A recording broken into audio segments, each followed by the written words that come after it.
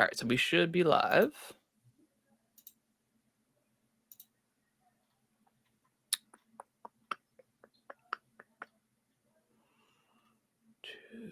$2.57. There we go. Yep. Let's gaming. Let me share. Edit that.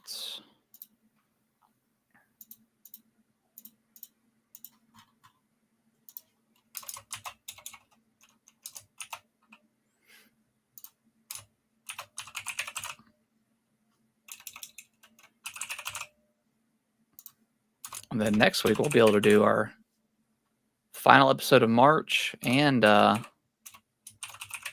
Switch 2 predictions.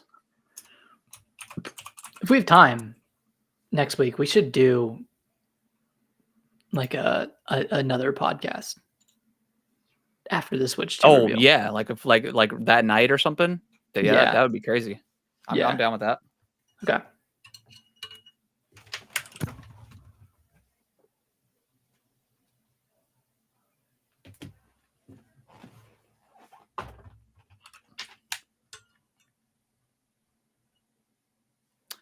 I forgot I ordered this, but I got the Balatro playing card deck game.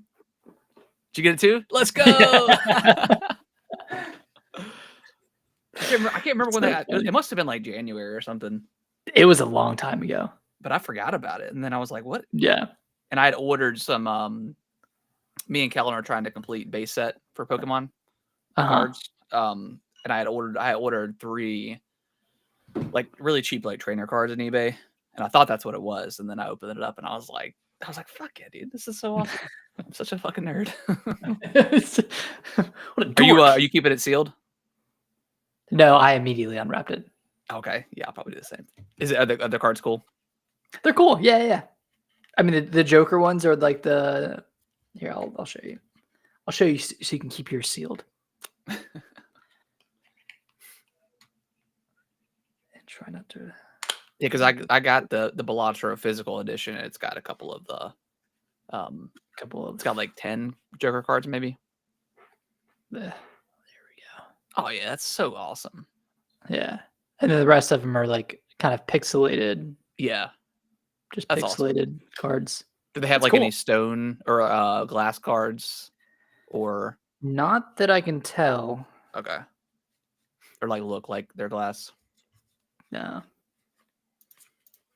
Yeah, just really the 4 Jokers, and then all the other ones are just like pixelated versions. That's sweet. Yeah, it's pretty cool.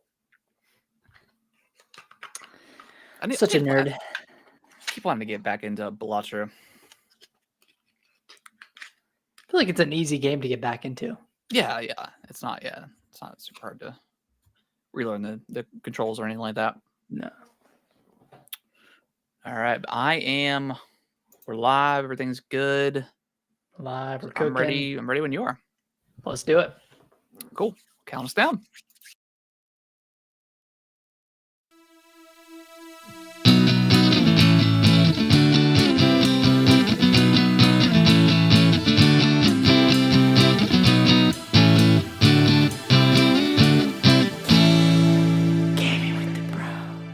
What's going on, everybody? Welcome back to another episode of Gaming with the Bros Cast, episode 257. My name is Harrison, and I am joined by my brother Nick. And also a very special episode because we have a sponsor. It's brought to you by Saratoga Water. Saratoga Water. Wake up at 3 a.m. and drink it. Wake up at 3 a.m. Sorry, don't drink it. Yeah, you splash, you dump your face in it.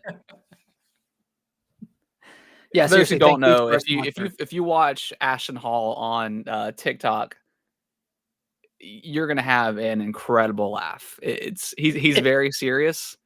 He's definitely like a finance kind of bro type. I don't know what he does. I don't know. There's like a clip of him saying like you should definitely purchase 10,000. We gotta get 10,000, bro.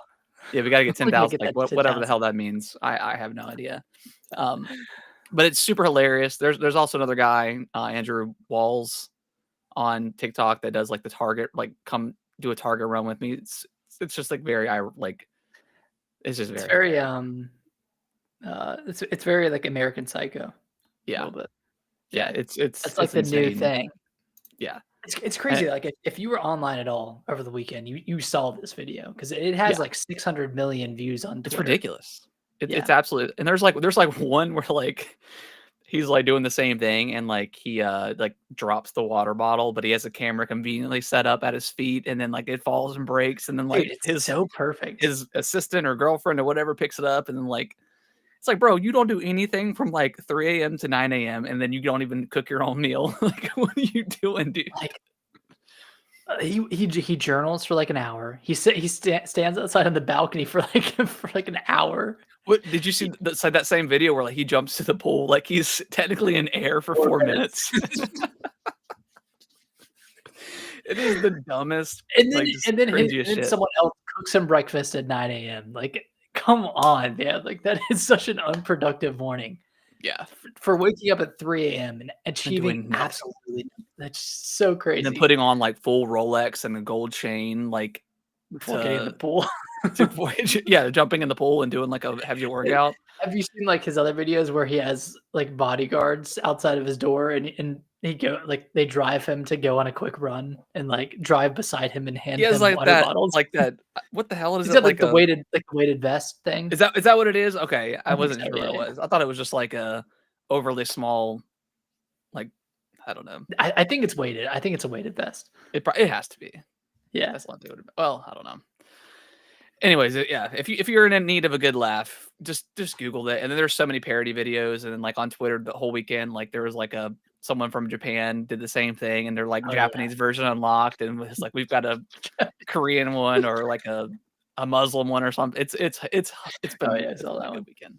It's been a I'm good sure Saratoga's sales are just, like, spiking this weekend, and they're like, what is going on? What did we Either do?" that or they had to sponsor him. They had to No, like because you have to disclose if you're that sponsored. is true. Yeah, you're right. You're right. Yeah. I don't know, dude. Maybe he just really likes that water brand, but they just got the best free marketing that Yeah, I mean you could 600 ever million ask for. views you said? Yeah. And then people are buying the That's water just to insane. parody it or just for the meme of it. It's like, Yeah. dude, that's crazy luck. Yeah. Sometimes it's just like that though. Some I mean, I don't know. that's like the marketing that every company wants is like someone marketing for free, like Yeah. that viral type marketing. And then you send them like some free swag or something like, "Hey, thanks, bro. Yeah, Thanks for the yeah. free marketing." Thanks, man. You just Yeah, made us just $100 just million. hilarious stuff. But yeah, we've got a potentially. I mean, we've had a great week of video games. You know, Assassin's Creed Shadows came out last week, which we have both opted to pass on for now. You know, we did talk about. I do want to play it. I've heard some Yeah, positive it things sounds about really it. good. Um, it sounds like it's very more of what we've been kind of getting with Assassin's Creed as of late. Maybe coming from Valhalla, which was just so stupidly long. Like it seems like it's toned back a little bit, pulled back a little bit from that, but it's still like, you know, it's still the massive Ubisoft map. But all the stuff sounds really cool. Like they have like Naoe is like the ninja, and she's kind of your traditional Like Assassin's assassin, Creed yeah. protagonist. Like she is the assassin. And then you have Yasuke, which is just like this big hulking guy that just like breaks through doors. So it seems like the combat is pretty different. And I think like Yasuke, I don't think he does any parkour or anything like that. Like he's not going to be getting up on roofs or anything. Not that at least what I've heard. If he can, it's like very, uh, it's probably like a giant climbing, it's like not very nimble. Yeah. So it sounds really good, but yeah, just there's so much to play right now. And then obviously, you know, Xenoblade came out last week, but we'll Yes. talk about here in a little bit, but maybe a Switch 1 Direct this week. Maybe We'll some give our shadow our drops. predictions for that because I don't know. I think we both think that it's definitely possible on Thursday, unless I mean they could shadow drop it. So I don't know. Could We're be kind of tomorrow. just in an interesting time with Nintendo where, you know, for the most part with directs, you can always look at the past and they usually co-align with each other. And now it's kind of all over the place. So Mhm. it's an interesting time for them. And it's weird because the Switch is still doing so well. Yeah. So, I mean, they wanna I think they're gonna continue to put out Switch games throughout the next year. I mean, at least until Pokemon Legends ZA, and that's later this year. So like they're gonna support the Switch even when the Switch 2 is out, which means that they need to have they need to show games that are coming. They need to show the slate of games that are coming for the rest of the year. Yeah, I mean it's gonna be like I think it's gonna be like the PlayStation 2 and 3 kind of generation was, where the Switch 2 is obviously gonna not have any issues with sales, but like I think there's gonna be a lot of games that are gonna be, like you said, made for Switch for probably for years to come. I mean, you could still like all the indie games are still gonna be able to run on Switch for the most part. You know, all that stuff is they're gonna make games for that for years and continue to sell the Switch, and maybe they do a price drop. We assume so. You know, get that thing as cheap as possible that they can afford to, and then sell more units, and then continue to sell all the big games that come out every year, just Dance and all that stuff. Yeah, I mean, like Silk Song, that's definitely going to come to the Switch 1, even though it's probably going to be like re-revealed with the Switch 2 or something of that manner, like kind of like aligned with Switch 2 marketing. But it's still, I mean, it's still going to come to Switch 1. I'm sure there's a lot of other games that are going to like double dip in that way. Oh yeah. Yeah, there'll be two versions, or we don't know until next week how that stuff is going to work, and hopefully they do a good job of explaining that that information on like cross gen games. But we'll talk about that here for them. But yeah, we'll talk about that here in a little bit when we get into the news section. But Nick, before we dive into what we've been playing, how was your week? Week was okay. My wife had to work like most of this weekend. Oh, thanks. Just crazy stuff going on at her job right now. But I mean, so I spent a lot of time playing Xenoblade while she was working. Which I would much rather do stuff with her, but she was working, so I was like, okay, what else are you gonna do? I'm gonna lock in for a little bit. I'm gonna lock in. Scale, yeah. I'm gonna do my own kind of work over here. Yeah, I'm working. I am working. So I mean that's what I did most of this weekend. Actually, cool. Well, I can't wait to hear your impressions, because I have had the opposite end of what you've had with Xenoblade. Yeah.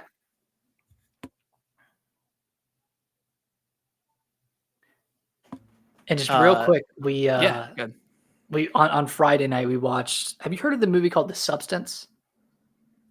No. It won a bunch of awards. Basically, it's kind of like a body horror / horror movie. The premise of it is there's this like aging actress that's like kind of like reaching like the end of her career, and she has like this workout show that's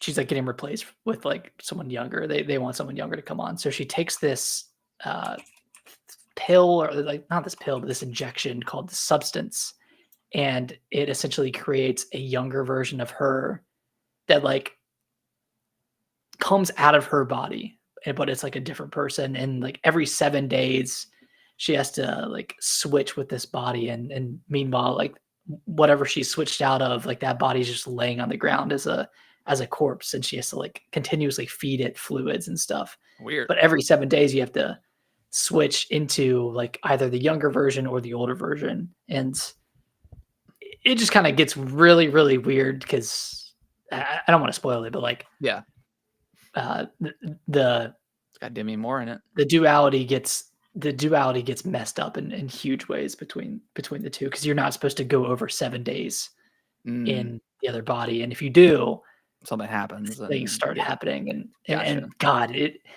it's a gross movie. But like body horror type stuff. Yeah, kind of like body horror stuff. Okay, but very, I mean, like I thought it was really good. I wouldn't watch it again, but it was it was. There are some of those movies out there that I just like. Hereditary is one of those that I'm not going to watch that movie. Have you ever seen that movie? No. I want to see it though. It is. I'll give it. It's one of the greatest horror films ever made, and I will never watch it again. What is it about it that makes it so repulsive? just it is. So I mean, I don't really want to spoil anything, especially if you haven't been spoiled. But basically, yeah, I'm not gonna say there's it's very like it's extremely visceral, like just the way that that director directs is like I don't know, it's just very like up close and like They like I don't know. show they show things that normally people wouldn't show. Well, not even that. Like like it's not like overly disgusting, like as far as like body horror or Yeah. like maiming or anything like that. But the stuff I don't know. It's just one of those. It's one of those movies also where like there's stuff that you don't see the first go around. Like you wouldn't notice it until and I've seen like clips since then. Yeah. But something like there might be somebody standing in the background that's very obvious that you just don't see until it's pointed out to you. And like it's just like that instant like oh like the shivers down your spine. It's very good. Okay, so this director also directed Midsummer, which I've seen. Midsummer. Yep. Okay. And I know exactly what you're talking about when you say Yeah. visceral. Yeah. Because I would also never I have watch not seen Midsummer that again. movie because of how like disturbing Hereditary is. Yeah, dude. And this one's like I think tonally. Well, I don't know about tonally, but like as far as the atmosphere goes, is a lot darker. Like the movie is just darker than like Midsummer. Because I know Midsummer's pretty like a brightly shot movie, Yeah. right? Yeah. This one's like much darker. Okay. In terms of like the film That makes goes, me but yeah, both want to watch it and not touch it at all. yeah. No, And I do need to see director. Midsummer, but yeah, Hereditary it is a very uneasy movie. You don't feel good after finishing it. It's one of those movies where like you definitely need to throw on, I think you should leave or some stupid comedy after just to like cleanse your mind, cleanse your Yeah. palate a little bit. All right. Well, you sold me on it. Yeah. Have I? But I yeah, don't know. it's good. Anything else you do this weekend? No, not really. Cool. How about you? How's your weekend? It was good. I mean, Thursday. So I had a very, very interesting situation with Best Buy. So, and I never had a problem with like pre-ordering a game, which is why I usually just go to Best Buy because Amazon I've had major issues with pre-ordering stuff. It Yeah. never comes on time. So Best Buy, the day of, I get a notification, hey, your order's running late. I'm like, great, or yeah, something like that. And I'm like, okay. And then they said, oh, it's going to arrive tomorrow. I'm like, whatever. I could wait a day. It's not a big deal. I'll just continue playing Metaphor. So I was totally fine. And then I get the notification says, hey, your order's been delivered. And I was like, sweet, not bad at all. It was like, I don't know, 11 o'clock when it got delivered. Opening up the package, ordered from Best Buy. There's a pre-order incentive for getting it. All I got was a pre-order incentive. The game was not included. So I went back and looked at the order, and it said, it said because it whenever you pre-order something for Best Buy and there's like a pre-order bonus or whatever, they'll show two separate order lines. So it was like, yeah, that one got ordered. I didn't notice it, but the game itself got delayed. So I was like, what the fuck? So I was like, whatever. So I got off work. I went to Best Buy. I said, hey, like, I got the thing. Do you all have a copy and you can just cancel this? And they said, well, we don't have a copy here. I'm like, all right, Best Buy. I hate going to our local Best Buy. It's like just kind of a mess. Their game section is pretty terrible at this point. So I was like, whatever. I went to Walmart because I had to grab something. They had it there. And then I was like, well, maybe I can just cancel it. And then I was like, well, I'll just go to GameStop, see if they have it, and then I'll just cancel it before I go in. So I canceled it. I was able to cancel the order. Still keep the pre-order bonus. I mean, because whatever, doesn't matter at this point. And then it's just like a little metal, like, I don't know, metal poster that was like kind of scratched up pretty significantly as well, which was kind of shitty. So I don't know what's going on with Best Buy, but got the game nonetheless, canceled the order. And that night for about and Kellen ended up spending the night at our parents' house that night and on Friday. And then Kaylee spent the night at her friend's house. So we actually went out that night. So I played about 50 minutes of that. So that was fun. I'll talk about here in a second. And then I had this big work trip on Sunday, which I was kind of dreading. Like I've never really been on a work trip like this before. Um, even though my previous job was a bigger company, they never would ever do something like that. Like the best we could get was like, a snow cone truck to come out there. Pizza party. Well, yeah, the the memeable pizza party kind of thing. Even though it was backed by a bank, so it's like y'all can't give it. Anyways, so I was kind of dreading it just because like it's like a 3.5 hour trip on a Sunday. And then you have to you get to work, you have to go to the meetings on Monday, and then have to drive back Monday, and then I still had to work today, and I knew there's gonna be a bunch of emails and stuff like that, which there wasn't a ton, which was lucky, but just I don't know, going out of town, you always kind of dread it when it's not for fun necessarily. But yeah, other than that, it was a good weekend. I will say the one positive about being about 3.5 hours, I did bring my PlayStation Portal. Nice. Connected to the hotel Wi-Fi, and it worked. Hell yeah, dude! It was very cool. It definitely didn't look as good. And granted, I'm on a hotel Wi-Fi stuff. Maybe if I was something like a Starbucks, so there's not that many people connected, it'll probably run even better. But it ran. There was some choppiness a little bit to it. But it worked. I probably played maybe 10 minutes. Were you playing Metaphor? Just to see if it would work. Metaphor, yeah. It probably wouldn't work as good for like a first person shooter or something, or like a Bloodborne or Dark Souls or something like that. But in like an RPG on that specific Wi-Fi, it worked pretty good. So I mean, very happy. I feel like with Portal, like you just have to pick your battles, Like I could see myself playing like Claire Obscure, taking that on the go, taking that somewhere. But wouldn't take. Yeah, like I would never play like a Call of Duty or something on that if I'm playing competitively. Like it just wouldn't feel good. But yeah, happy that it works, and I know that it works. So when we go to Florida or to the beach or something, I can take that and play any PlayStation games on the go. So that is super exciting. I just mentioned Bloodborne. We just had the 10-year anniversary of it. PlayStation was radio silent as normal. Dude, couldn't even get a tweet out of them. They're cowards, man. Like they really are. Like say it with your chest. Say you're not doing anything with it with your chest. It really is insane that even if you weren't going to do anything, and clearly they didn't and aren't going to do anything with Bloodborne, to acknowledge like one of like the most beloved games in gaming, in recent gaming history, and to not acknowledge, to not mention, it's crazy. It's insane. One of the best games on PS4. Yeah, just crazy. Insane. I don't even know if it's their fault that like we don't have a remaster or a remake or something. I'm gonna blame them anyways. I'm still gonna blame them, even if it's FromSoft. That's because they own the rights to that game, right? Like that they own it, right? They still need to get someone to make it. Do they though? What about Bluepoint? They could, I guess. But I'm saying, like they if they wanted to, they don't need like Miyazaki's permission. I mean, they probably would want to ask. They wouldn't want to burn bridges to keep good. But like if they were like, hey, we really want to remaster this, and if you guys can't do it, can we? And maybe they did say no. I mean, who knows? I don't know. We don't know. But it's still just.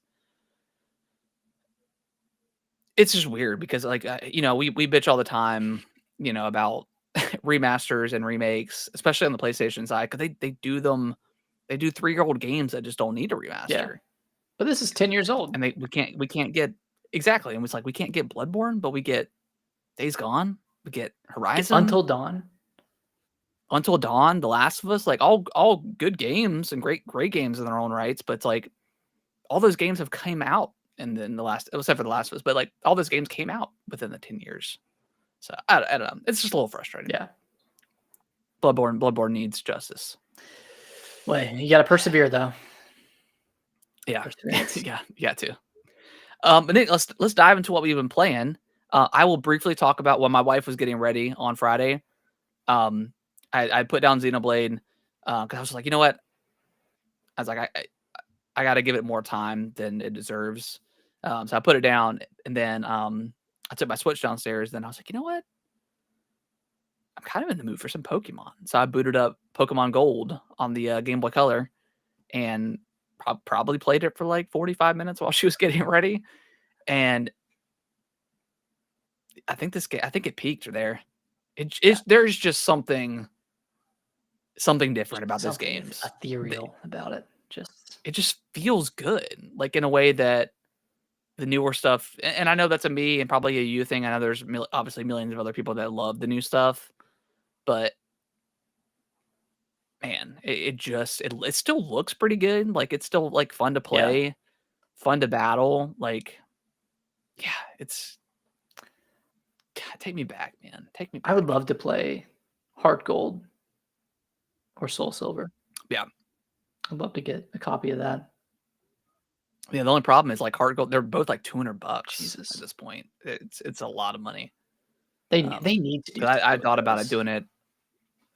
This was like probably 6 years ago, and I think it was sealed, and it was like $100 or 150, and I should have got it. Yeah, but I didn't because I was like, man, that's expensive. And now like an unopened like, copy is $200.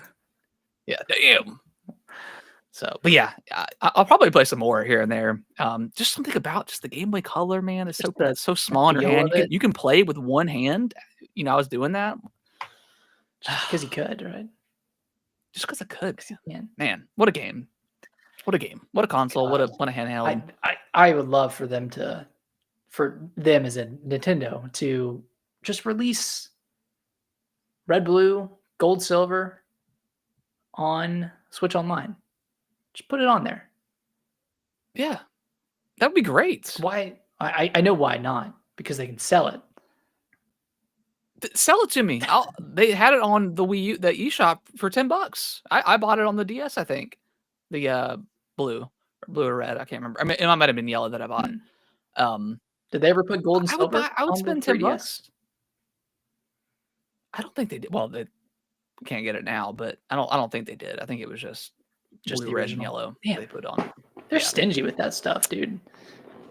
It's so weird. Yeah, I mean, as much as they love doing their remakes, like I don't know. Maybe we'll get something on Thursday if that happens. I don't know. I feel like we would have seen that. The Swan Song. We would have seen that at the Pokemon Presents. Yeah, that is true. I don't know. Hey, maybe. Yeah, like you said, I would just love for them to throw like blue and red and yellow and gold and silver up on the eShop. Just let us play it. It's easy. And if you're gonna remaster it, please remaster it with the same pixel art style and don't do like the garbage chibi. Yeah, I'm over the chibi, but stuff. But Nick, let's get to the big game of the week. Tell me your experience with Xenoblade. I am 2 hours in. You are much more. So lead the way, brother. I'm 21 hours in. I'm in love with this game. I love the concept that it's a very simple setup. You know, you're escaping Earth. There's an alien battle going on outside of Earth. The opening cutscene was pretty hype. Very hype. It's like Earth is caught in the crosshairs of this alien battle, and Earth is like, I guess they knew it was coming, and they've created these like life holds, like these big ships, basically escape pods for like hundreds of thousands of humans. And like one of them managed to get away, and it was floating through space for a few years, and then the alien showed up again. The ship crash lands on a planet called Mira, and then the story kind of unfolds from there. You wake up as your character, your created character, and it's been 2 months since you've been on Mira. So yeah, very, very like not long after they crash. I like that because cool. it gives like enough time for them to say, hey, like things have kind of been set up already. Yeah. So like it gives good like we got explanation. This big ass city. Yeah, we got the city. Like everything's kind of built up. We have our which was already pre-built, like, right? It was already, like, City was already kind of a pre-built, but they've established, like, their hierarchy, I guess, like, with Blade and yeah. with the probes, We got, Frontier like, the Nav, government and they've got all stuff. that stuff figured out. So, like, you kinda walk into an So established back space. up 1 second back to Earth. Was it 2 alien races that were fighting and Earth just got caught in the middle, or was it aliens attacked Earth? I thought it was 2 aliens fighting, Okay, and because Earth. I think, like, the opening cutscene made it seem like it was just, like, aliens, like, attacked Earth, but then sometime after when, like, you're learning about Blade and all that stuff, like, they do mention 2 alien races fighting or something Yeah. like that. A So, I think that's the Anyone case. please correct me if I'm wrong, but I think it's a case Yeah, of 2. please. Um, so the main draw of this game, like, you've seen it on the cover of the game, you've seen it in trailers, is the Skells, and those are the giant mechs Mhm. that you get to pilot. You don't get to pilot them immediately. You start off exploring on foot, similar to, like, any other Xenoblade game, except with this one, it's open world. You can go anywhere from the outset. Like, you don't even have to go into the city, New Los Angeles, immediately. Like, you can explore as much as you want. Um, and I was like 18 hours in before I got the Skell. So, like, you can get it relatively quickly. It's not as long as I thought it would be. And Yeah. I did other, like, affinity quests and normal quests and basic mission. Like, there are so many different types of quests in this game too. Like, there's the story ones, which are like like story. There's affinity. Yeah. Those are like voice acted quests for specific, like, party member characters that you can do. So those are important ones. There's the normal missions, which are just like standard missions that, like, are like written, like they have, like, written dialogue and that kind of stuff. And then there's the basic missions which you get from the, like, the portal or whatever, and those are, like, generated. Those are, like, auto generated, so those are infinite Yeah. in their capacity. Gotcha. Um, Okay. and then there's, like, a million different uh like, parts of like, the combat's pretty convoluted, but relatively easy to understand at first.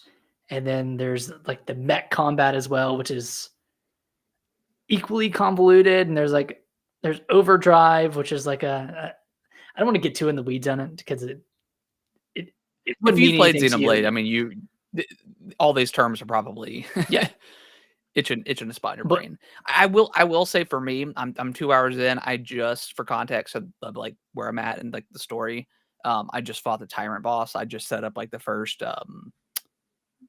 beacon, the probe, whatever, the probe, yeah. The combat has not clicked for me yet, I will say. Um, I think it will. 'Cause yeah, and it took a little bit for Xenoblade, 3's for reference, I've played a little bit of 1, just fell in love with 3. I mean, that 3 is so good. So I haven't had a ton of Xenoblade experience. Um, but yeah, it seems I don't know, it seems a little basic with what I have, but obviously I haven't opened up a lot. I Yeah. haven't unlocked, like, all the stuff. But, like, it does like, in this game specifically, did the other games have where you could target appendages, or is that, like, something new to this That's game? I think that's just this one. Okay, okay, Yeah. alright. Because yeah, and then there's, like, so there's, like, you in this game versus well, then did they have guns in Xenoblade 3? No. No. Okay. Well, this one you have, like, full on, like, machine guns and stuff. I don't know what other maybe weaponry you get, but you start out with a knife and the machine gun. Um, so, like, machine gun does less damage, but you're further away, and then the knife does more damage, but obviously you're Yep. closer and are higher risk of taking damage. And it still has, like, the front and the side attacks that I've Mhm. seen, and some of your abilities will correlate with what side you're on and do more damage, Yeah. right? Kind of the same thing with Xenoblade 3, and I think the rest of them. Okay. Yeah, and it's So, yeah, it hasn't quite clicked yet for me, but I know it'll get there. I mean, I'm super early into the game, so I think because I changed my class and I still have an assault rifle, but I have a long sword. And that I yeah. mean, each class comes with its own set of arts. So I think just, like, finding something that works for you. Like, for me, My setup is I'll start combat. I have an art that draws aggro to me, and then I immediately go to another sword slash that does extra damage if I'm aggroed. So like that's Yeah. already a good combination. And then one of my party members has an attack that does break. So like in this one, you can break and then you can topple an enemy. Like if it See, honestly, I kind of forgot about that, to be honest, yeah. about the break-in stuff. So I don't think I have any arts that do that yet. I have seen like where they topple over, and that's when you can kind of get in and get a couple of hits in. So yeah, I think I'm just gonna have to let it, you know, progress a little bit I would more. say do some of the story missions and get to like chapter 4, which you can get to Yeah. pretty quick. Like the story missions go by fast. But there's this new mechanic in the definitive edition that's called quick cooldown. And basically Okay. it's this little green bar at the bottom of your screen. And instead of waiting for an art to refresh, you can just press Y on the art and it'll use some of your quick cooldown meter, but you don't have to wait for the art to fully refresh. So you can kind of like spam a couple of Oh, that's cool. attacks, and your Yeah. meter fully replenishes at the end of each battle. So it's like you can use all of it in one battle, but it'll come back in the next, and that makes the combat a lot faster. I think you get that in like chapter 3 or mission 3. Okay. And I think like, and then I'll let you continue on with um how far you've been into the game, but like on, and this is specifically for me, like in the very beginning, the two arts that I have on the right, the one that correlate with like doing the side like attack with your knife, um, I those go red sometimes, and I don't understand why because sometimes I won't use them immediately, and they'll just go like red, and I can't use them. Uh, So I don't. I guess I either missed something or I'm not understanding why that's being I negated. think it's because you're not close enough to the Okay, enemy. that may make Yeah, sense. Okay, okay, yeah. I watched a couple of it because I watched when I unlocked like the overdrive mechanic, which is kind of like in Xenoblade 3. There's the I can't remember what it's called, but it's like yeah. Do you remember that overdrive mechanic in Xeno 3? it was called Was it called overdrive, right? overdrive? Like when you go into like the big like screen, whatever, and you're like trying to pick like moves that correlate with the other. Like I can't remember what affinities or like their whatever it is, specials. Yeah, something like like that. infinity. Like yeah, Um, man, that's such a cool yeah. system. God.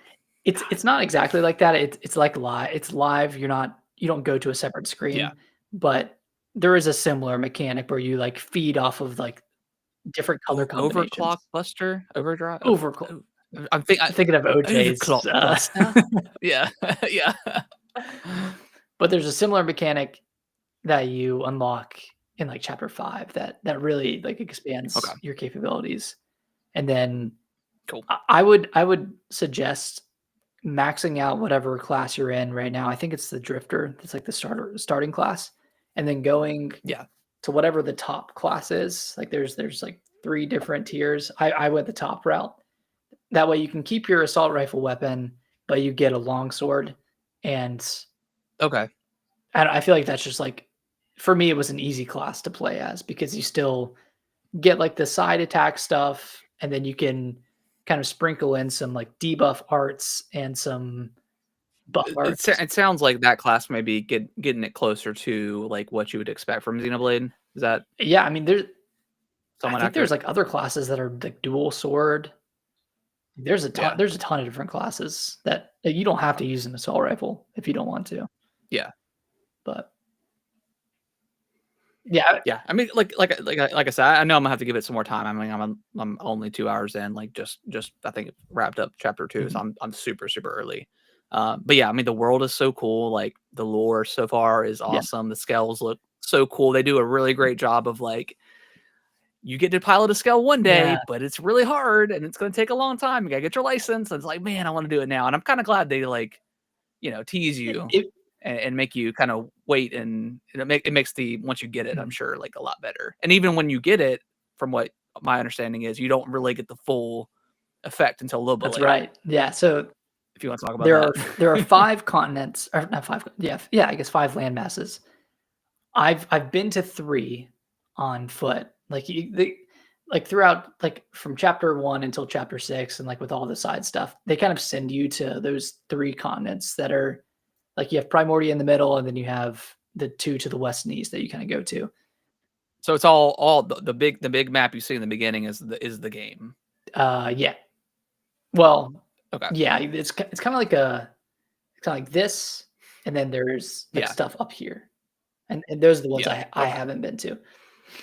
So you spend most of your time in those like first 3 land masses, and then when you get the scale in chapter 6, you get it, and that's great, but you can't fly it yet. So like you're kind of drawn by the carrot a little bit, and you could still like. Yeah. I just got to the 4th landmass. You can still get there without flying. You can just, I mean, you could run over there if you wanted to, but I drove over there with my mech. But they do like a really good job of saying of like giving you that itch to like get to the next thing. Like, oh, I got my mech. Oh, I want to get this level 30 mech that looks a lot better, and then I want to be able to fly. And then there's like the one that's in all the promotional material, like the new mech that looks like an actual space, like a spaceship that's flying throughout the sky. In my experience with the scale so far, like the sense of scale when you're standing on the ground and then you get into the scale, it's like the world like shrinks and you just feel ginormous. And it's so cool. And then when you get out, like it's almost like the perspective shifts. Like your perspective is a lot lower when you're on the ground. So the world like looks huge. And then you get in the scale and you're like, man, like this is unreal. Like I am like, cool. You just feel like you're in a huge robot, and you are, but it's a really cool feeling. Cool. Yeah. That's exciting. I am slightly disappointed. I don't want to say disappointed, but I feel like at this very point, I'm doing more damage outside of my scale than I am inside of my scale. And I think it's just because I don't have a very good one, and I need to like buy some weapons, buy some armor, or just like outright buy a new scale when I hit a like the level requirement for it. Yeah, they probably have to like power scale the scale down a little bit to kind of just so you can still get that gradual increase in power over time instead of just being like a dramatic jump. Otherwise you'd never leave. You're probably never gonna have an incentive to like leave the scale. You're just gonna be in the scale the entire time. They probably don't want you to still shift back and forth, you know. Yeah. And then the other interesting mechanic about this is that you have scale insurance. And if you're fighting in your scale and you die and your scale blows up, number one, you have the opportunity to not use any of your insurance with a quick time event. And you only have like three insurance. So like if your scale blows up a 3rd time, that's kind of it, and you have to buy a new one. Interesting. But mine blew up once, and I missed a quick time event. So I was like, "Fuck!" Like that was within like 30 minutes of me unlocking the scale. I immediately like went to someone that was over leveled, and I got blown up. But it's a really interesting mechanic. Like it makes you care about your scale. It makes you obviously not want to blow it up, because you'll have to pay $300,000 to replace it if you run out of insurance. But I don't know. There's like really cool ways to make money. There's all the nodes that you can plant, and then you could put in like mining nodes, and you connect them. And if you connect like 3 of the same ones, you can like mine more Meridium or mine or get more revenue. So like I would play around with that stuff pretty early in the game too, because it can get you a lot of money pretty early. Yeah. Okay. There's a lot of mechanics. I did see like I guess every time you like do a node, like there's 5 different points where you could. I saw one was like, oh, there's a chest here or something like that. There's a chest here. Then up here is here's a tyrant, another tyrant that's like super over leveled based off of my level. And then I think the other 2 were like maybe question marks, so maybe whatever it is, I just haven't unlocked it yet. So cool, man. I'm glad there's a lot. There seems to be a lot of interesting systems. Yeah, there's any you don't have to spoil anything specific. is there any connections to any of the other games that you've seen? I mean, universe-wise, like you see, this isn't a spoiler. You meet like another Nopon from from like the other Xenoblade games, like those like furry Okay. creatures. I mean, is that same specific No, same specific no, it's Nopon? not the same one. So it's Or just just like that the race. race? So I guess it's like in the same Okay. universe, but so far no direct connection to any of the other Xenoblade games. There have been some Okay. cool revelation moments so far that surprised me because I didn't expect the story to be that great. But I've been like pretty surprised. Why so? I mean, I mean, all the other Xenoblade stories are pretty With the X, like highly it's kind regarded. of understood that this game focuses way more on exploration in the open world than it does with the actual story itself. So I think Gotcha. that was Okay. just like a takeaway from like Xenoblade X on the Wii U. It was What you've seen. like the story's not Okay. great, but all the side content, like all the side stories, like help build up the world, and that's what makes it good. That's what makes the Gotcha. story like serviceable. But I mean, I heard there's new stuff added to the story. Apparently, the Wii U version ended on a huge cliffhangers, and this resolves that. So I'm excited to That's cool. like continue this story. See what that is. Yeah. It's great, and I'm Cool. loving Well, it. this is what I, you know, Nintendo has obviously remastered just about every game on the Wii U and a lot of other games in general. But that's the one thing they do with these games is they always add something, Like some that's sort of extra content. whether it's on the level of like Bowser's Fury, or if it's something a lot smaller, but they always add like something new that like incentivizes. You may not want. I mean, someone who's played this game to completion maybe doesn't want to spend like another $60, and that's kind of a bummer if they want to see that added on content. Mhm. But you know, I think they do a good job of like adding additional content to the stuff that they've already all the remasters and stuff like that. Like even Xenoblade 1, like that one had Future Connected. I think that was around 10 hours of content. I mean, yeah, Bowser's Fury had what was that, like 5 hours? 5 to 6 hours of gameplay? Maybe less. It was probably more than that. I'd be curious to see what my because I hunt. Did you 100% Bowser's Yeah. Fury? Okay, yeah, I'd be curious. I guess you can get the shines Pretty quick.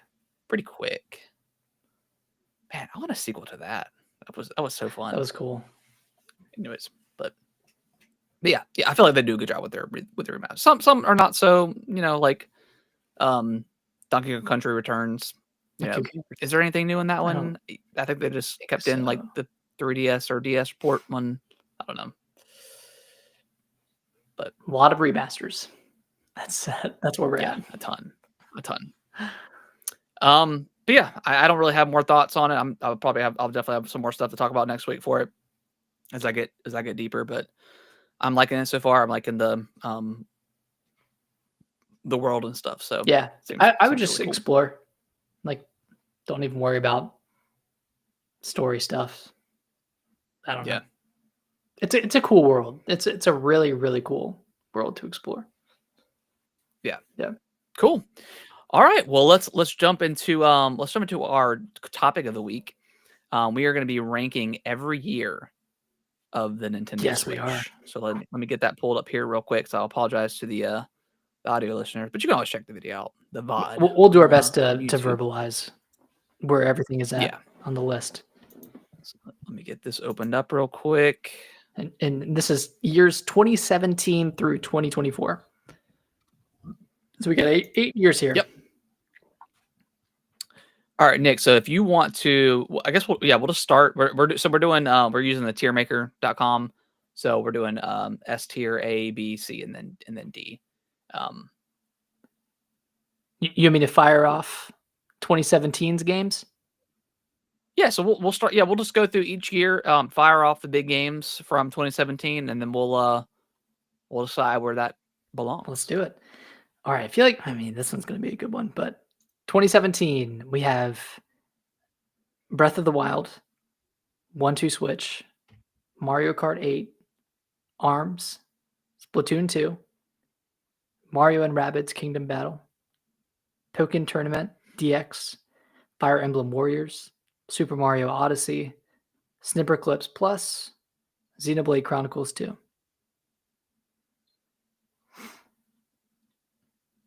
I mean, this has got to be Yeah, it's yes, gotta be right? yes. Between Breath of I the mean, we Wild, Mario got Odyssey, Splatoon 2, Mario Kart 8 Deluxe, and Xenoblade Chronicles 2. Xenoblade 2.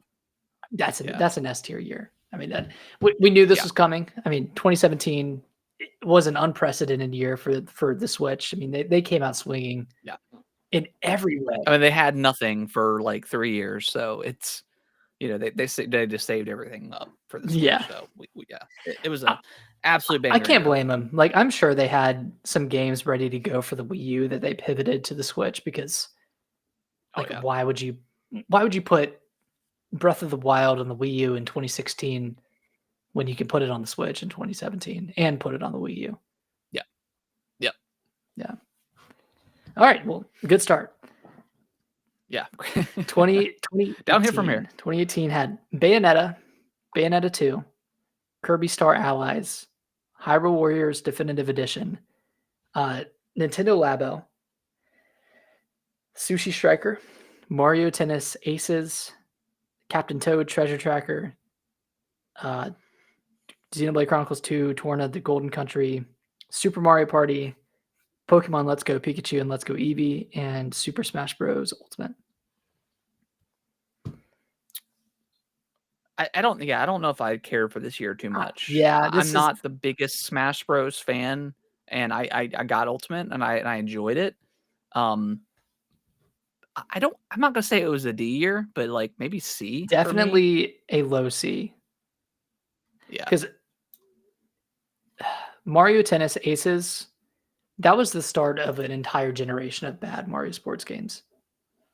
So I feel like that has to be like fun. Mario sports games are never like, I don't know, they've never been like super great in my opinion. I know they're kind of like well beloved on like the GameCube era maybe, but they were like really yeah, underbaked. they were some like, yeah, they were very underbaked, very underbaked. Man, this was a disappointing year compared to 2017. Yeah, it was definitely a down year for sure. I'm not, you know, I don't want to say D, but it's giving me D vibes. Yeah, I mean, yeah. It's giving me D vibes, man. Because even like Pokemon Let's Go was like was cool, but like it, it was another remake of the original gen, and I don't know if I cared for the art style. I would say D. Let's do D. We can move it back later if we want, but let's keep it a D for now. Okay, so we have 2017 at S and 2018 at the very bottom at D. Okay, 2019. Yep. We have New Super Mario Bros. U Deluxe, Yoshi's Crafted World, another Labo, VR Labo, Super Mario Maker 2, Super Marvel Ultimate Alliance 3, Fire Emblem 3 Houses, Tetris 99, Astral Chain, Link's Awakening, Ring Fit Adventure, Luigi's Mansion 3, Pokemon Sword and Shield. That's pretty good. Yeah, it's pretty. And FYI, I changed it to F. I did S, A, B, C, F. Oh, nice. Good. Okay. Much deserved. Repeat that list one more time for me, if you don't mind. Mario Bros. U, Yoshi's Crafted World, Super Mario Maker 2, Marvel Ultimate Alliance 3, Fire Emblem 3 Houses, Tetris 99, Astral Chain, Link's Awakening, Ring Fit Adventure, Luigi's Mansion 3, Pokemon Sword and Shield. For me, this is an A. I mean, between Link's Awakening, Ring Fit, Tetris 99, Astral Chain, and Fire Emblem 3 Houses, that's a good chunk of games. I am starting to question. I did not play the Switch that much between 2017 and 2019. 19. Yeah. Did you not? You didn't play Astral Chain? I skipped Astral Chain. I skipped Fire Emblem. I did play Tetris 99. That was cool. But it was definitely like one of those, like, you play it once, you play it twice types of games. Definitely played Link's Awakening. I really enjoyed that. And Luigi's Mansion 3 is like probably like one of the top 10 games on Switch for me. Mm-hmm. That game was just incredible. I don't know. I think you probably got a stronger case for A because you've played most of those games on there, and I know you loved Fire Emblem. So. I would fight for A. Yeah. Mostly between Astral Chain 3 Houses and Luigi's Mansion 3. And honestly, Ring Fit, that's a banger too. Yeah. And you know, I still have to like, even though I didn't play the games, I still, you know, appreciate like how good. Yeah, I recognize how good those were. So Yeah. I'm cool. Okay. I'm good. Cool. All right, 2020. Let me go down to that.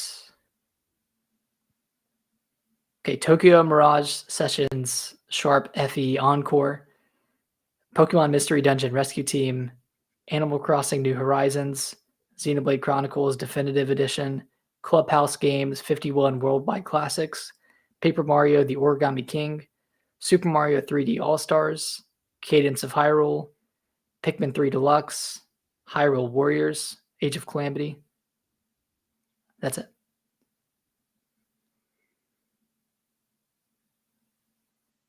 I think I'm shooting like A for this one. Really? How do you feel about it? I was between B and C. Really? Okay. What's pumping it up to A for you?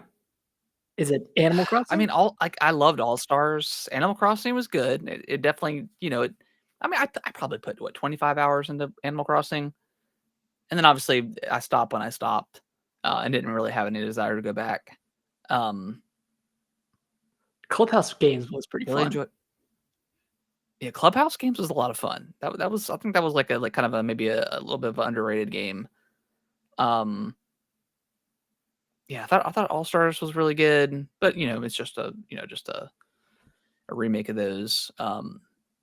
Yeah, maybe B. I think you might be right. I think B is. It didn't have, aside from Animal Crossing New Horizons, it didn't really have like a heavy hitter. Because it ended the year with Age of Calamity, which was good. But I mean, both you and I didn't finish it. It took us both a while to finish that game. Yep.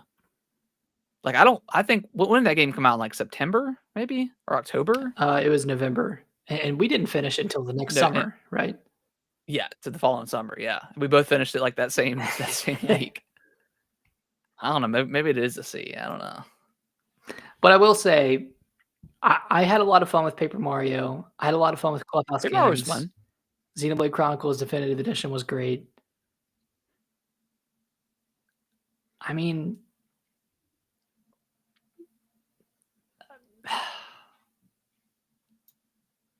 let's keep it at B. Let's keep it at B. Yeah, I feel good. I feel good. And I want to give it an exception as well for pumping out that many games during COVID. That's pretty good. Yeah, pretty good. And we still got the 35th like anniversary that still happened. Exactly. You know, that was still really cool. All right, let's go to 2021. This one might be a tough one.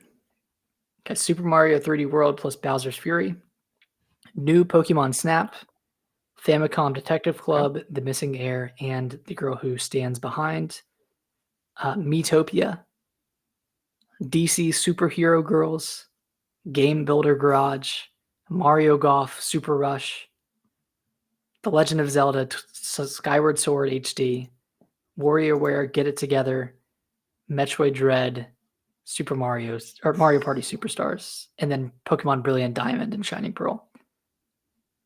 Whew, man. This would be, honestly, for me, this would be a D if not for, or this would be an F if not for Metroid Dread. I mean, I really like Bowser. Like, I love Bowser's Fury a lot. Yeah, Metroid Dread and Bowser's Fury, but like, really, like Miitopia. Mario Golf Super Rush, which sucked. That was. I think I bought that. Did I buy that game? I bought that game. No, I think you bought that game. I did. Maybe I did. Oh, I think I did. Jesus Christ. And then Pokemon Brilliant Diamond and Shining Pearl, which was a disappointment. Very much of a disappointment. How'd you like? I liked you let me borrow New Pokemon Snap for a little bit. I enjoyed it. I thought that was good. I had fun. That was like yeah. a solid 7 out of 10 game. What are we thinking C tier We can do maybe? C. Yeah. I'm maybe Okay. being too harsh with F, mostly because I mean, Metroid but Dread. Dread was there too. Like, Yeah, Metroid man, Dread was there. that almost wants me to bump it up to a B just because of that. But Hey, we can do it. We I can put it low I think B. it's good. That's fine. Low Yeah. B. So say we've done each year. All right, low B. Okay. And I really like Skyward Sword. Like they definitely that was a good time. yeah. I'm being too harsh. I saw Mario Golf and I got mad. Yeah. Okay, just to recap, All right, we are in 2017 at S, 2019 at A. We have 2020 at B, 2021 at B minus, and then we have 2018 at F. All right, let's go to 2022. Okay, starts off Pokemon Legends Arceus, Kirby and the Forgotten Land, Nintendo Switch Sports, Mario Strikers Battle League, Fire Emblem Warriors 3 Hopes, Xenoblade Chronicles 3, Splatoon 3, Mario and Rabbids Sparks of Hope, Bayonetta 3, Pokemon Scarlet and Violet. Okay, this is S tier for sure in my eyes. Is this better than 2017? I don't think it's better than 2017. Do you think it's S tier?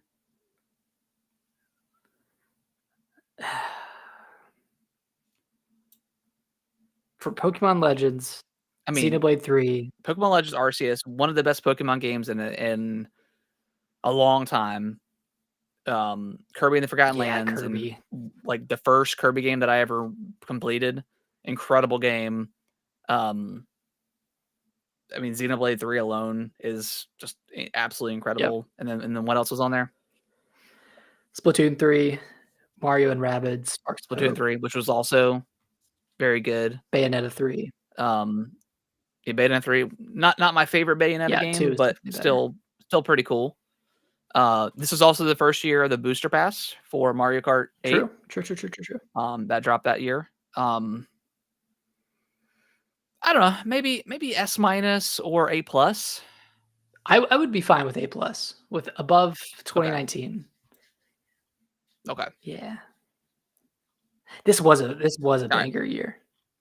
I mean, even I mean, Splatoon 3 was great. I mean, yeah, it was more of the same. I mean, like Splatoon 2 and 3 were kind of like could really just kind of mush them together as one. But I did like the story mode that they created for that one. I thought it was cool. I was kind of done with the multiplayer more or less with Splatoon 3. I didn't play it nearly as much as I did 2, which was a bummer, but mechanically it was still a lot of fun. Yeah. I mean, I think the only blemishes here are Mario Strikers Battle League and Pokemon Scarlet and Violet. And the rest of them were really good. So that's a great year. Mario Strikers could have been. I don't know. That game should have been so much better than it just visually it looked really cool and like I don't know. Just again, like you mentioned, like just the Switch sports games have been pretty terrible. And Switch Sports was actually really cool. Like I enjoyed that one a lot. That was awesome. All right, now we get into 2023. Okay. Banger year. It starts with Fire Emblem Engage, Metroid Prime Remastered, Kirby's Return to Dreamland, Bayonetta Origins, Syriza and the Lost Demon, Advance Wars 1 and 2 Reboot Camp, Legend of Zelda Tears of the Kingdom, Everybody 1-2 Switch, Pikmin 4, Pikmin 1+2, Detective Pikachu Returns, Super Mario Bros. Wonder, WarioWare Move It, Super Mario RPG. I think this is S tier, and I think this is better than 2017. Damn. You might be right. I mean, Tears of the Kingdom, Fire Emblem games. Granted, I didn't beat the game, but it was still a very good game. Metroid Prime Remastered, Pikmin 4. Metroid Prime Remastered, Mario Wonder again, another one that I didn't finish, but I understand that it's a really great game. Mario RPG, a kind of a out of nowhere remaster. I don't think a lot of people expected that to be remade. Yeah. So yeah, just Yeah. I would say And this is Pikmin better 4, than man, like, Pikmin 4 was so good. I mean, the only thing that's missing is a 3D Mario. Yeah, but, I mean, every other year miss one. I And, mean, like, just realistically, about. comparing this to 2017, let me get back to that list real quick. I mean, that was Breath of the Wild, Mario Odyssey, Xenoblade 2. But then you have to think about the in-between game. Like, it had, like, 1-2 switch, that's okay. It had ARMS, like, that was pretty good, but not great. It had Pokken Yeah, Tournament, whatever. Had Fire Emblem Warriors, that was a port, and then and that was really it. So, like, I feel like 2023 was yeah, more stacked with really good, really quality big games. hitters. Yeah, big hitters. I'm on board. I'm on board. How's that look? That looks good. Alright, so we have 2023 top S, 2017 S proper. We have 2022 A, 2019 A minus, 2020 at B, 2021 at B minus, and then 2018 at F. Nothing in C, but we'll see. 2021's debatable at C. We need to revisit that one at the end of this. Yeah. All right, let's get into 2024. Another code recollection. Mario versus Donkey Kong. Princess Peach Showtime. Endless Ocean Luminous. Paper Mario The Thousand Year Door. Luigi's Mansion 2 HD. Nintendo World Championship. Emio. Legend of Zelda Echoes of Wisdom. Super Mario Jamboree. Mario and Luigi Brothership. This feels like a C. It screams C to Yeah, me. like nothing I bad here except for Endless Ocean. Yeah, all solid games. I still haven't beaten Zelda. As a huge Zelda fan, I mean, that's gotta say a lot for that game for me personally. Mhm. Thousand Year Door, incredible Mario RPG, but I fell off of it. God, finish a game, Harrison. Emio Come on. Emio is fantastic. Come on now. Yeah, Emio Spotlight Man is my first Famicom game, and I loved it a lot. It was in my top 10 games of last year. Yeah, I still think it was a very much a you know, and as Nintendo fans, like we thought this was the last year, and we were going to get Switch 2 Yep. maybe, at the end of we thought it was going to get announced last year at some point, like early last year, and then we thought maybe okay, maybe later, and then looking at the games and how many games are remastered, we're like, okay, yeah, this is the swan song year for Switch, Yep. and we've gotten one, here we are with Xenoblade Chronicles X, but yeah, definitely a very, very down year. Not the worst year, but not the best either. Not a good year either. Very mediocre, in my opinion. Yeah, I mean, I would agree. It has I mean, do you think it should be higher? no, I don't. It has like Okay. franchises that you want, but not the games in the franchises that you want. You know what I mean? Like Yeah. kind of Yeah. like it feels like a monkey's paw year. It's like Yeah. Like I would have preferred Luigi's Mansion 1 remake versus 2. Like that's definitely the weakest one, I think, out of the right. trilogy. Thousand Year Doors, that's an incredible game. But I've already played it, so like I kind of knew everything about it just about. Um, and then Showtime was like, I don't know, I just wasn't interested at all. Yeah, I wasn't super interested in that one. Nintendo World Championships was fun for the Hey, that was Amelia, that's if you're still here. fun when we played it, but I didn't really play it outside of that. Yeah, And then like I really liked Mario and Luigi Brothership, but again, it's not like not a yeah, and I standout still have title. that game. I gotta play some more of that too. Yeah. But who knows, Who man? knows, dude? I mean, we're coming up on Switch 2 I'm territory. just So, exactly, yeah. And we may get like an Oblivion remake drop next month, which is insane to think yeah. about, but that's a possibility. But Do you do you think that 2024 is worse than 2021? can you go through 21 I again? can. Okay. That's the one I think we were both like, Super Mario 3D World plus Bowser's Fury, new Pokemon Snap, the Famicom games, Miitopia, Mario Golf, Super Rush, Skyward Sword, Metroid Dread, Mario Party Superstars, and Pokemon Brilliant Diamond. I mean, this one had more disappointments. Superstars was really good. I enjoyed that Mario Party game a lot compared to the others. I mean, obviously, we said what we said about Dread. Dread is one of the best Metroidvania games of all time. Yeah. It was our game of the year that year. Okay, I got it. Yeah, let's keep it above 2024. Yeah.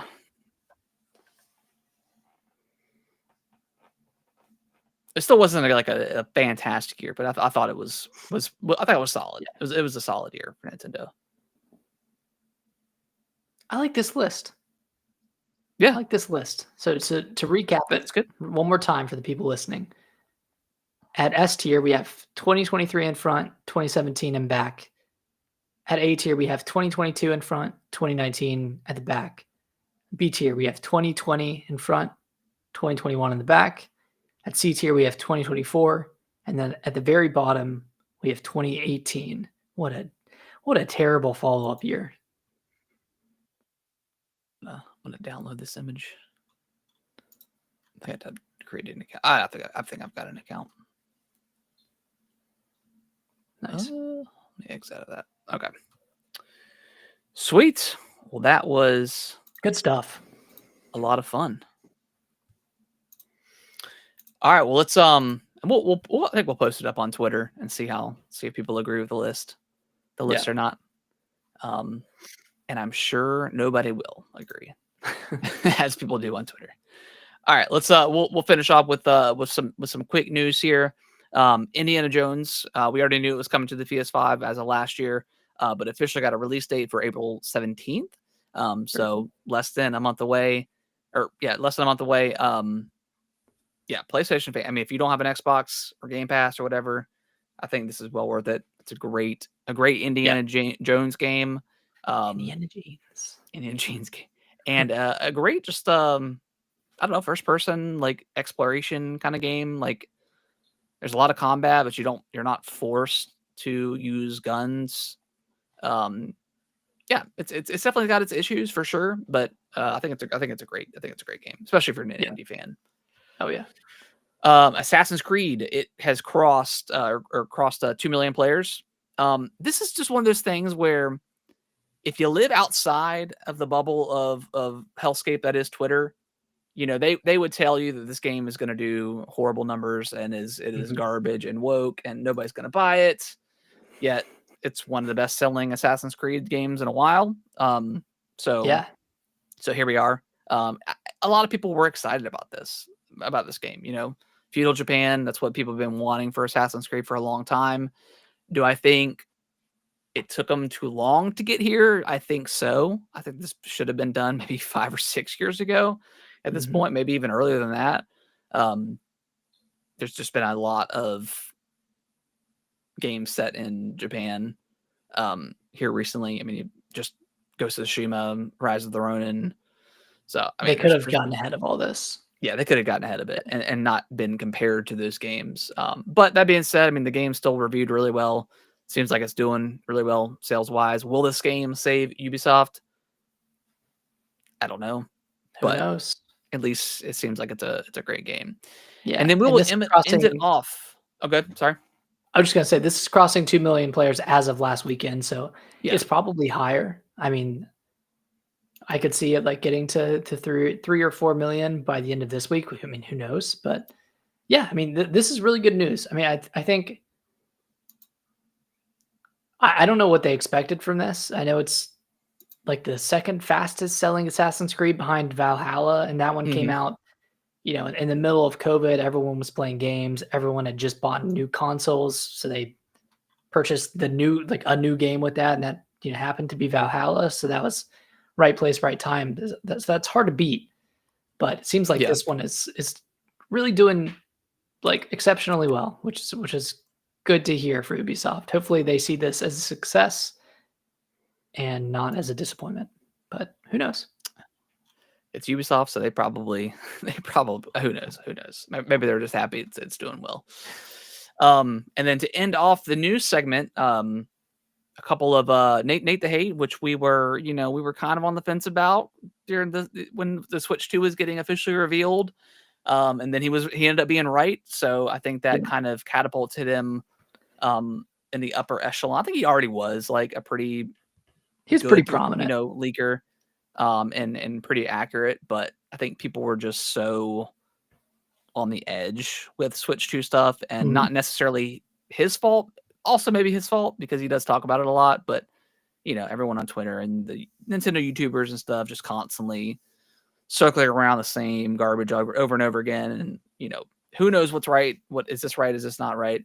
Anyways, he said he has corroborated with other sources as well that there is definitely going to be a Switch 1 Direct this week, or some sort of Direct. We don't actually know, and we won't know until Nintendo says something. But going by the past, Nintendo usually announces their Directs a day before.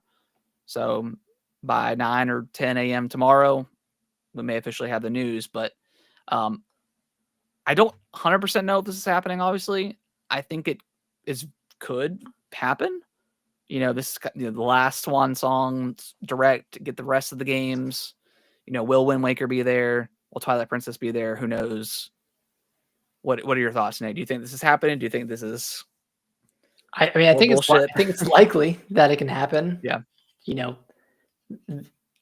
They don't want to, Nintendo doesn't want to have to spend the Switch 2 reveal also revealing Switch 1 games like Twilight Princess, like Wind Waker, like you said, like Fire Emblem, Genealogy, The Holy War.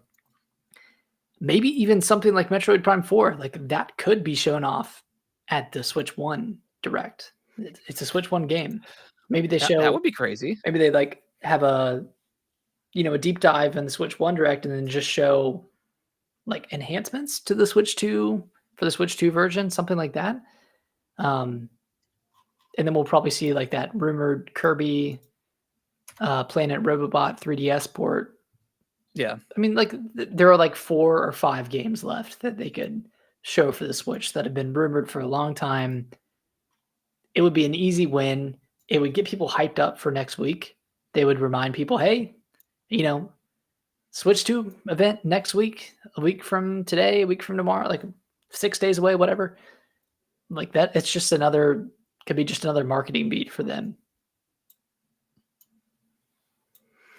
Yeah, I think I tend to agree. I think it's definitely possible that it's going to happen.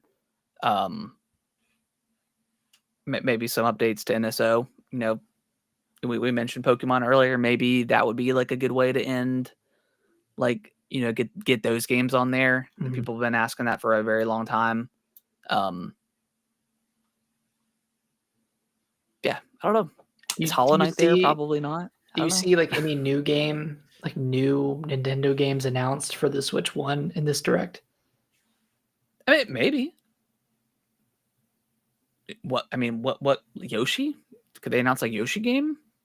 Maybe potentially. I don't know what that would look like. Maybe Yoshi hasn't really been like super prominent on the Switch. I mean, they had Yoshi's Woolly World. What was it? I think Woolly and that Crafted World. Okay. Crafted World. Crafted World. That game was okay. Like it was. I played the demo and I didn't love it. Yeah. Yeah. I don't know. I feel like they're just gonna wrap up some loose ends for the Switch. Metroid Prime 2 remastered, maybe Prime 3. Yeah. Bring that. I mean, that could launch. They could probably shadow drop those 2 games if they wanted to. Mm-hmm. Like that would be kind of insane. What we could be playing 2 and 3 on Thursday. That would be crazy to think about. Would they do that so close to Xenoblade? And does that matter? Maybe not. I don't think it matters that much. Yeah, to be honest. I don't think it. But they would probably do like shadow drop Thursday and then have the physical come out like sometime next month or something like that. Yeah, like I feel like X maybe I don't know if you mentioned it. Maybe a price drop at this Direct. Mm-hmm. announced like the official price drop going into next week. So I don't know, they cut the light down to like $99 or like $149, and then maybe phase out the other Switch and then drop the OLED down to 200, 250 maybe. Yeah. I don't know. Like my only thought about that is do they want to create more of a perceived disparity between the price of the Switch 1 and the Switch 2? Like, let's say the Switch 2 is 400. You look at something like the OLED and you're like, well, I could buy the Switch 1 OLED for 350, or I could get the Switch 2. Or like, Yeah, you're looking at the Switch 1, like, oh, I could buy that for $299, or I could just pay $100 more and get the Switch 2. But if you're looking at a $200 Switch and a $400 Switch 2, like, do I need the Switch 2? Like, what does it even have? Like, what? yeah. I mean, I guess you could say that about really any console in the past, and like, I don't know, people. I mean, this thing is 8 years old. I think I guess you're people. right. Yeah, whoever's buying it now Yeah, isn't going to buy the Switch 2, yeah, regardless. yeah. I think it's going to sell incredibly well at the get go, just because there's so many millions and millions of gamers that have been wanting a Switch 2 for time and just excited about hardware in general, regardless if it's a Switch or not. So they already got those sales. I don't know if some 8 years in, on its ninth year on the market, like if they haven't bought a Switch now, They're not going to be an early adopter for the Switch 2. yeah, or maybe they are. Maybe they said, oh well, maybe I don't know. I didn't get a Switch, I passed up, so I'm gonna buy the Switch 2. But I don't think.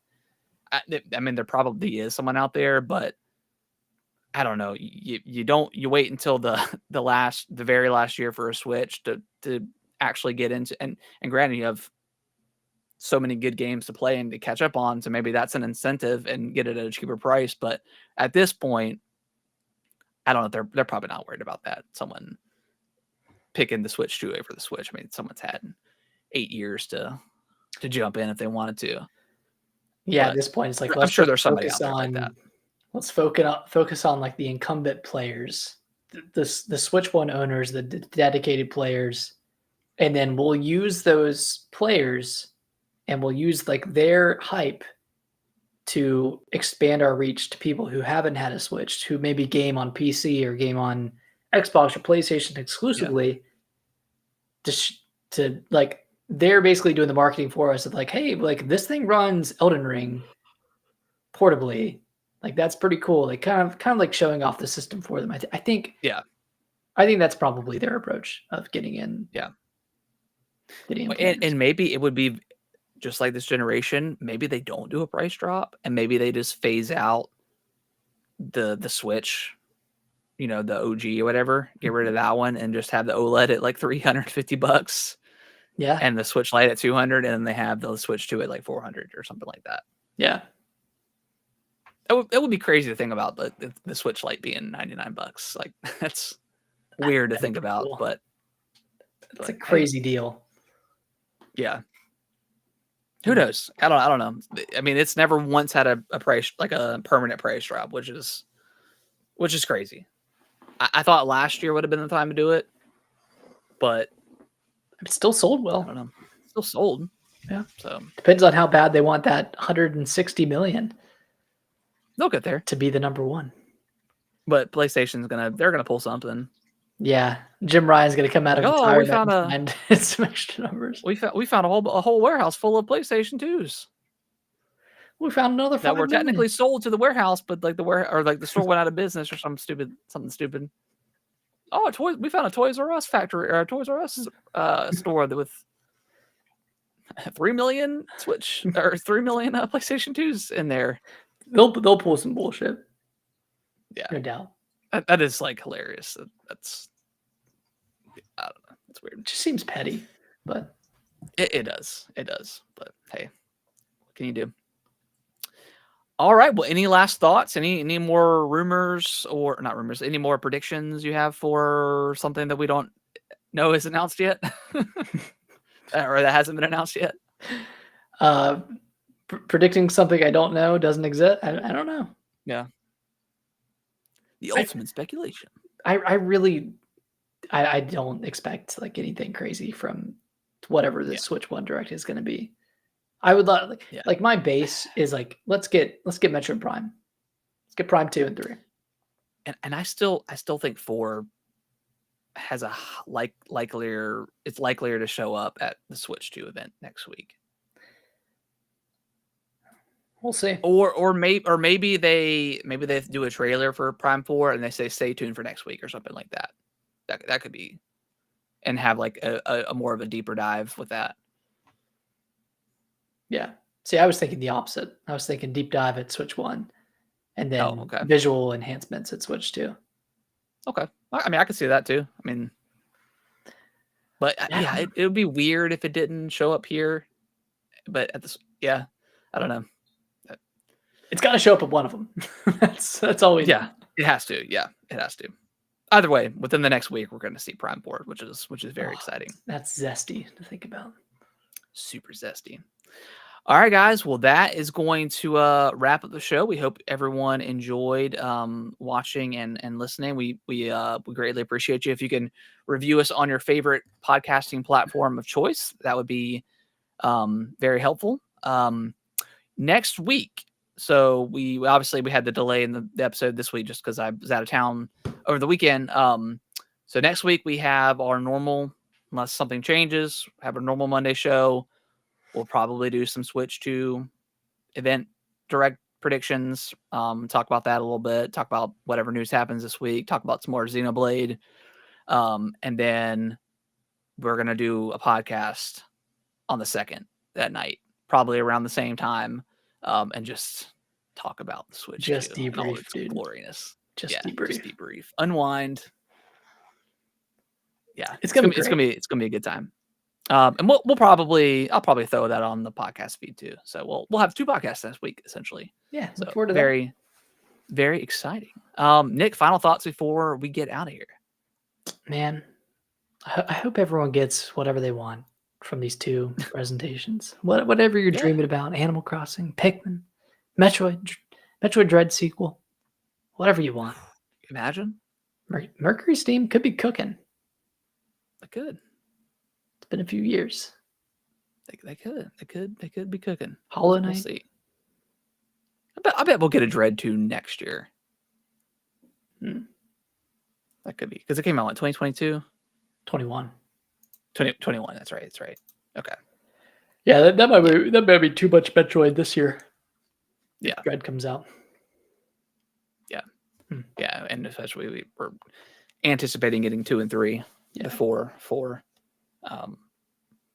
So yeah, it's gonna be a great. No matter what happens, whether we get a Switch Direct this week or not, next week is gonna be fantastic. Can't wait. I mean, just a couple months ago, we're like, man, that trailer was so short. We just didn't get a lot of information. It's too long away, and here we are. Man, time just kind of. Not gonna lie, it went by pretty quick. It did. Went by pretty quick. And nothing really leaked either. Yeah. Like it was just on the manufacturing side. Yeah. Nothing from the UI. Not even the UI leaked. I mean, everything leaked up until the point of the reveal, and we knew what it looked like. And then ever since then, it's been kind of radio silent. I'm starting to think Nintendo leaked it themselves. Hey, I think that trailer did record numbers. So yeah. I mean, hey, good on them. If it works, it works. All right, guys. We'll see you next week. Bye bye.